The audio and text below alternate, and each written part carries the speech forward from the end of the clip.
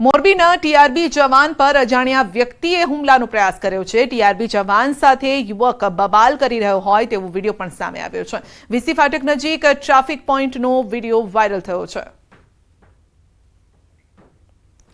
તો વીસી ફાટક નજીકનો આ વિડીયો છે। ટીઆરબી જવાન પર હુમલો કરવામાં આવ્યો છે, જેમાં દ્રશ્યોમાં પણ આપ જોઈ શકો છો।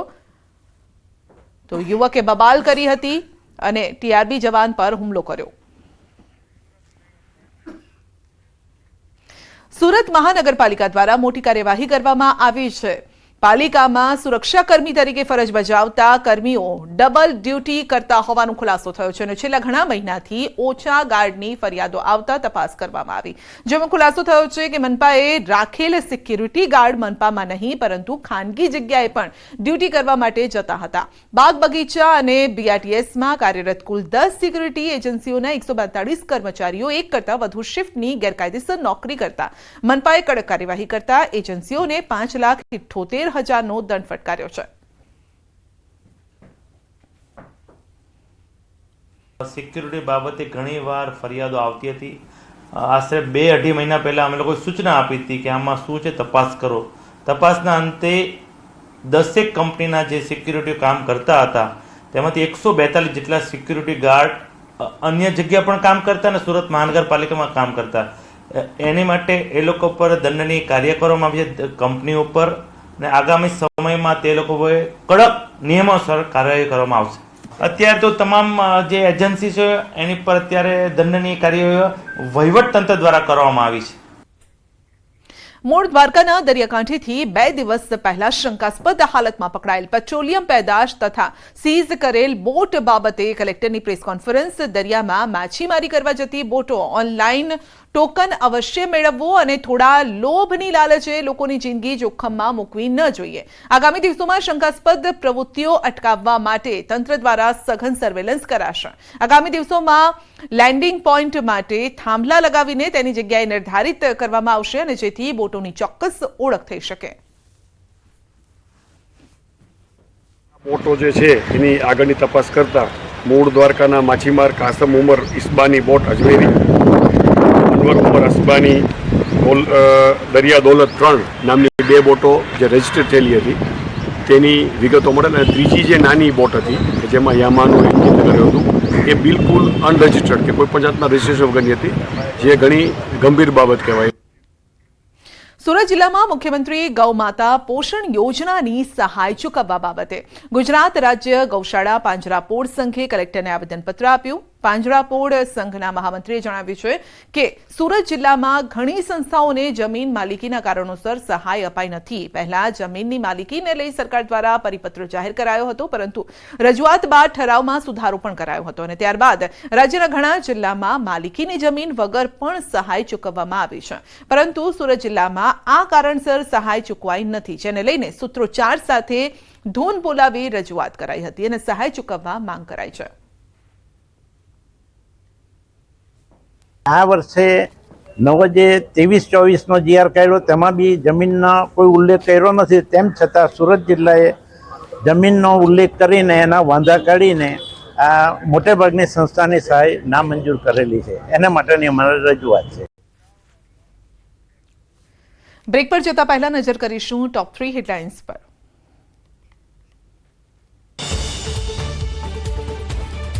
દ્વારકાની ગોમતી નદીમાં દિલ ધડક રેસ્ક્યુ ઓપરેશન। દરિયામાં ભરતી આવતા 40થી વધુ લોકોનું રેસ્ક્યુ કરી જીવ બચાવાયો।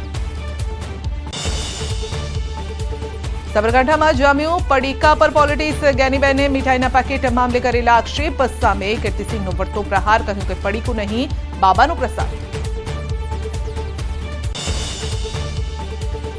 સીજે ચાવડાને પેટા ચૂંટણીની ટિકિટ મળતા ગોવિંદ પટેલના નારાજગી સાથે રાજીનામું તો આપ્યું, છતાં ભાજપમાં હોવાનું જણાવ્યું।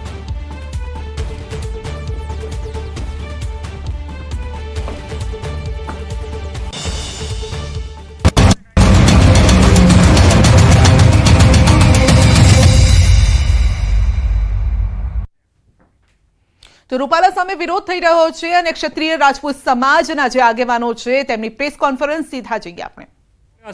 CR પાટીલ સાહેબને પણ રાજકોટ આવવું પડ્યું છે અને હવે કોઈ રીતે અમને સમાધાન માન્ય નથી। અને અમારો સમાજ જે કાંઈ પગલાં લેશે, આગેવાનો જે કાંઈ કરશે, ખાસ કરીને રાજકોટની અંદર એક મહાસંમેલનની પણ વાત થઈ છે. અને પહેલો મુદ્દો અમારો એ છે કે ટિકિટ આને રદ થાય પછી કોને મળે, કયા સમાજના પ્રતિનિધિ મળે, એ ભાજપે નક્કી કરવાનું છે. અમારા કોઈ પક્ષ સામે વાંધો નથી, અમારે વ્યક્તિ સામે વાંધો છે. શ્રી પરસોત્તમભાઈ રૂપાલા કોઈ સંજોગોમાં જોઈ નહીં એવું સમગ્ર ગુજરાતના ક્ષત્રિય સમાજો જ્યારે ભેગા થયા છે ત્યારે સંકલન સમિતિનો આ નિર્ધાર છે, આ પડકાર છે, અને આ પડકાર ઝીલવા ક્ષત્રિય સમાજ તૈયાર છે.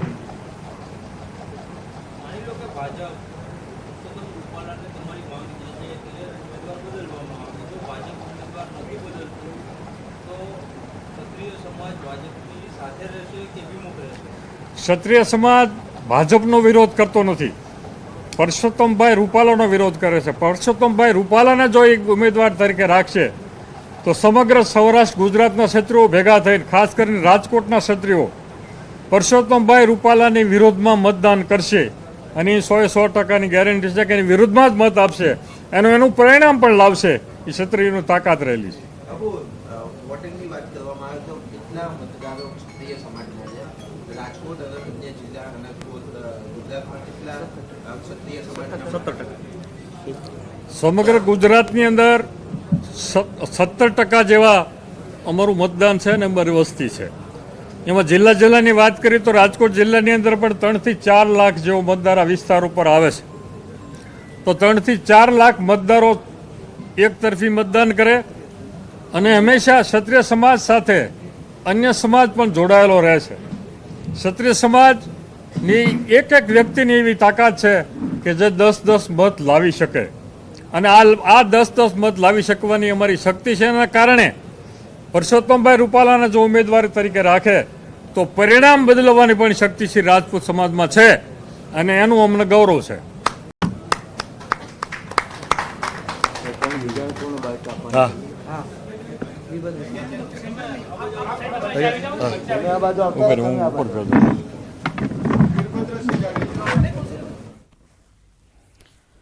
તો ક્ષત્રિય રાજપૂત સમાજનું કહેવું છે કે અમારે આ ઉમેદવાર જોઈએ જ નહીં. પુરુષોત્તમ રૂપાલાએ જે રીતે નિવેદન આપ્યું હતું ત્યારબાદ તેમણે માફી પણ માંગી હતી, પરંતુ ક્ષત્રિય રાજપૂત સમાજને માફીથી નહીં ચાલે. તેમનું કહેવું છે કે ઉમેદવાર બદલવા જોઈએ તો જ અમે માનીશું, નહીતર વિરોધમાં મતદાન કરીશું. હું વીરભદ્રસિંહ જાડેજા, શ્રી રાજપૂત કણિસના પ્રદેશ અધ્યક્ષ.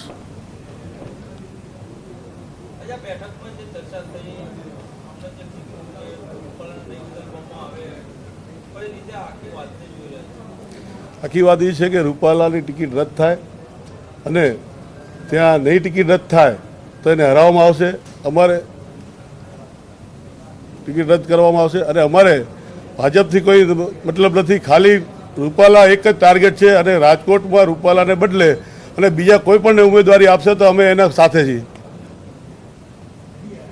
બાપુ, આમાં અત્યારે જે પુરુષોત્તમ રૂપાલાનો જે વિડીયો વાયરલ થયા બાદ ક્ષત્રિય સમાજ ભેગો થયો, તો આ મુદ્દો માત્ર જે વાયરલ વિડીયો થયો અને જે તમારું જે નાગરિક દુબાઈ એ મુદ્દો છે અત્યારે, કે બીજો અન્ય આપણે લોકસભાની ચૂંટણીમાં ટિકિટ બાબતે ચર્ચા કરી? ના, એનો કોઈ મુદ્દો નથી. સાંભળો, લોકસભામાં કોઈ ટિકિટ અમને મળી નથી, સમાજના સંગઠનમાં ક્યાંય સ્થાન નથી મળ્યું, તોય રાજપૂત સમાજ શાંત બેઠો છે.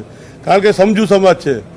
અમુક સમાજમાં 2 ટિકિટો મળી તોય વિરોધ કરે છે, તોય અમે શાંતિથી બેઠા. આજે અમારી ઇજ્જત ઉપર ગયા છે, દીકરી બેટી ઉપર ગયા છે, ત્યારે અમારે આ વિરોધ કરવો પડશે ને એમાં માફ કરવામાં નહીં આવે. અને અમે કોઈ નેતા છીએ, આગેવાનો છીએ, પણ સમાજ માફ નહીં કરે ને સમાજ ભેગા છીએ. સમાજ માફ કરે તો જ માફ કરે, બાકી માફ કરવામાં નહીં આવે. 26 બેઠકોમાંથી 2 બેઠકો બાદ કરવામાં આવે કે જે અનામત છે, બાકી 24 બેઠકો રહી. એક પણ ટિકિટ સમાજને આપવામાં આવી નથી. એ માંગ કરવામાં આવી હતી અમે માગણી અમે મૂકી હતી, પણ અમારી નથી મંજૂર કરી, બીજા સમાજમાં નથી આપી, તોય અમે શાંત બેઠા હતા. તોય અમે ભાજપ 80% રાજપૂત ભાજપ ભેગા છે, તોય અમે કોઈ આવેદન કે આલોદન કે કંઈ નથી કર્યું.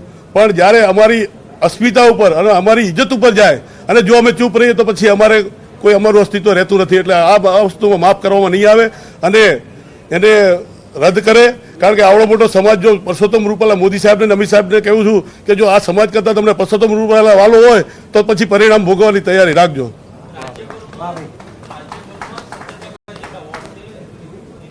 70% વોટ નથી, અમારો 60% વોટ છે. કારણ કે એક રાજપૂત જોડે 10 જણા માણસો છે કે અંગત અન્ય જ્ઞાતિના, એ અમારા ભેગા અમે કહીએ અહીંયા સવાર તો સવારે સાંજ જોડે એવા સંબંધ છે. એટલે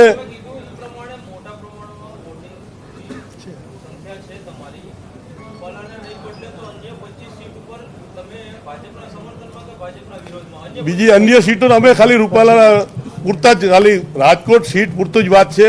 બાકી બધે જ્યાં જે પણ ભાજપના જે વિચારશ્રેણી, રાજપૂત સમાજની જે પણ પાર્ટીમાં વિચારશ્રેણી હોય એના સાથે છીએ. આજે નિર્ણય જે સર્વ રાજપૂત સમાજનો નિર્ણય છે. આજે સમગ્ર રાજપૂત સમાજની દરેક નાની મોટી સંસ્થાના 90 સંસ્થાના બધા આગેવાનો છે અત્યારે જે ભેગા થયા છે, અને એ બધાએ નિર્ણય લીધો છે કે આને માફ કરવામાં નહીં આવે, અને માફ કરવા નથી. પરસોત્તમ રૂપાલા બદલાય એ એક જ વાત છે. બાપુ, એમને પરસોત્તમ રૂપાલાએ જ્યારે આ વાણી વિલાસ કર્યા, અમુક કલાકો અને દિવસ બાદ પછી એમને માફી પણ માંગી હતી. અને હવે આપણે જે નક્કી કર્યું છે કે આવનારા દિવસોમાં તમામ જિલ્લા તાલુકામાં આપણે પુતળા દહન કરીશું, એ માફી અંગે તમે શું કહો છો? અને બીજી વસ્તુ કે પુતળા દહનનો કાર્યક્રમ ક્યારથી શરૂ કરશો? માફી જે માગી છે ને એ માફી નથી. માફીમાં એમણે એમ કીધું કે ભાઈ રાજપૂત સમાજને દુઃખ થયું તો હું માફી માગું છું, નહીંતર પોતાને દિલથી દુઃખ થયું છે કે મારાથી ખોટું થઈ ગયું છે. એટલે માફી ખાલી, અને અહીંયા અત્યારે ગરજ છે એટલે માફી માગે છે, બાકી પાછા એ જ રંગમાં આવી જાય એટલે માફ કરવામાં ના આવે. કારણ કે જેટલી વાર રાજપૂતે માફ કર્યું છે ને તેથી આ જ ભોગવવાનું છે, એટલે આજે ફેર માફ કરવાનું નથી આવતું. એટલે ટિકિટ પરત ખેંચવાની વાત કરી. હા, ટિકિટ પરત ખેંચવાનું.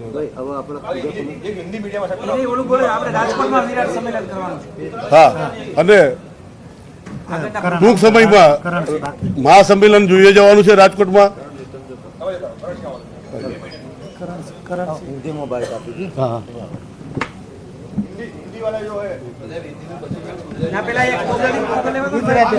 ક્ષત્રિય રાજપૂત સમાજની એક જ માંગ છે, ઉમેદવાર બદલો, ગમે તે થાય ઉમેદવાર બદલો. જે પ્રકારની ટિપ્પણી કરવામાં આવી છે તે અમે સાખી નહીં લઈએ. ભલે તેમણે માફી માંગી છે પરંતુ દિલથી માફી નથી માંગી, તેમણે કહ્યું. અમારા વડીલોએ વાત કરી એમ સમગ્ર ગુજરાતની 90 ઉપરાંત સંસ્થાઓની સંકલન સમિતિની આજે મિટિંગ થઈ, અને મિટિંગમાં ખૂબ ચર્ચા વિચારણાના અંતે જે મુદ્દાઓ નક્કી કર્યા એમાં પહેલા નંબરનો મુદ્દો કે અમે ભાજપ હાઈકમાન્ડને વિનંતી કરીએ છીએ કે પુરુષોત્તમ રૂપાલાએ જે વાણી વિલાસ કર્યો છે, અમારી અસ્મિતા ઉપર ઘા કર્યો